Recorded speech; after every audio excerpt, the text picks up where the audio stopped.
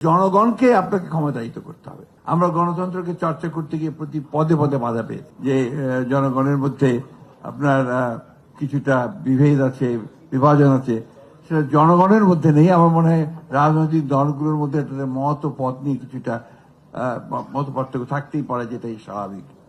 বাংলাদেশের মানুষ সবসময় কিন্তু আপনার ঐক্যবদ্ধ থেকেছে প্রয়োজনের সময়। প্রতিটি ক্রান্তিকালে, প্রতিটি সংকটে বাংলাদেশের মানুষ ঐক্যবদ্ধ হয়ে তারা বাংলাদেশের নিরাপত্তা রক্ষা করেছে, বাংলাদেশকে রক্ষা করেছে। আপনারা সেই তিতুমিরের সময় থেকে শুরু করেন, 1924 পর্যন্ত আসেন। প্রতিটি সময় বাংলাদেশের মানুষ রুখে দাঁড়িয়েছে, ঐক্যবদ্ধ হয়ে দাঁড়িয়েছে তাদের প্রত্যেকটি জাতীয় স্বার্থ রক্ষা করার জন্য।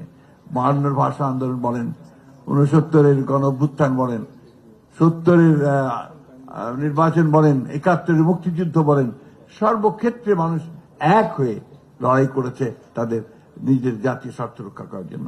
সুতরাং আমি এটাকে মনে করি যে এটা আমাদের কাছে ঠিক একটা বড় সমস্যা বলে আমি মনে করি না। বাংলাদেশের মানুষ ঐতিহাসিকভাবে তারা ঐক্যবদ্ধ থাকে তাদের প্রয়োজনের সময়। মূল ব্যাপারটা হচ্ছে যে আসলে জনগণকে আপনাকে ক্ষমতায়িত করতে হবে, জনগণের সার্বভৌমত্বকে নিশ্চিত করতে হবে। যদি আমরা সেটা করতে পারি তাহলে আমাদের জাতীয় নিরাপত্তাও নিশ্চিত হবে, আমাদের অন্যান্য বিষয়গুলো অত্যন্ত সহজ হয়ে আসবে। আমরা গণতন্ত্রই চর্চা করতে পারিনি ঠিক মতো। আমরা গণতন্ত্রকে চর্চা করতে গিয়ে প্রতি পদে পদে বাধা পেয়েছি। সেই জায়গায় আজকে আমাদেরকে একমত হতে হবে। আমার ধারণা যে আমরা সবাই এই ব্যাপারে একমত হয়েছি এবং অনেকে নেতিবাচক কথা বলছেন, আমি কিন্তু খুব ইতিবাচক দেখতে পাচ্ছি সামনে। বাংলাদেশের মানুষ তর্ক করছে, বিতর্ক করছে, আলোচনা করছে এবং তার মধ্য দিয়ে কিন্তু তারা একটা জায়গায় এসে পৌঁছচ্ছে। এবং আমি বিশ্বাস করি যে আমরা এই আলোচনার মধ্য দিয়েই, তর্ক বিতর্কের মধ্য দিয়েই আমাদের সেই জায়গাটা আমরা পৌঁছবো যেখান থেকে আমরা সত্যিকার অর্থে আমাদের গণতান্ত্রিক প্রতিষ্ঠানগুলোকে নির্মাণ করবার জন্য একটা সঠিক পথ খুঁজে বের করতে পারবো। এখানে খুব ইম্পর্টেন্ট কথা যেটা আমরা মনে করি, যেটা খসরু বলেছেন, আসলে ডেমোক্রেটিক ইনস্টিটিউশনস গুলোকে আমাকে শক্তিশালী করতে হবে এবং এটাকে শক্তিশালী করতে যদি পারি তাহলে আমি জাতীয় নিরাপত্তাকেও আমি নিশ্চিত করতে পারবো এবং আমার অন্যান্য বিষয়গুলোকে আমি সামনের দিকে এগিয়ে নিয়ে যেতে পারবো। আমি সেই কারণেই বক্তব্য দীর্ঘ না করে শুধু এটুকুই বলতে চাই যে আসুন আজকে কোনো নেতিবাচক চিন্তা না করে যুক্তরাষ্ট্রের 1 নম্বর জিম চেইন গোল্ডস জিম এখন আবারও বাংলাদেশে বসুন্ধরা আবাসিক এলাকা ও বসুন্ধরা সিটি শপিং মলে।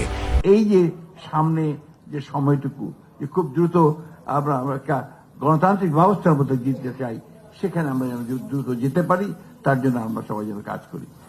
প্রশ্নটা হচ্ছে গণতন্ত্রে ফিরে যাওয়া, প্রশ্নটা হচ্ছে গণতন্ত্রের উত্তরণ ঘটানো, প্রশ্নটা হচ্ছে যে গণতান্ত্রিক রাষ্ট্র ব্যবস্থা চালু করা। আপনারা রাষ্ট্র ব্যবস্থা মেরামতের কথা আমরা বলেছি, এটা তো অনেক আগেই বলেছি।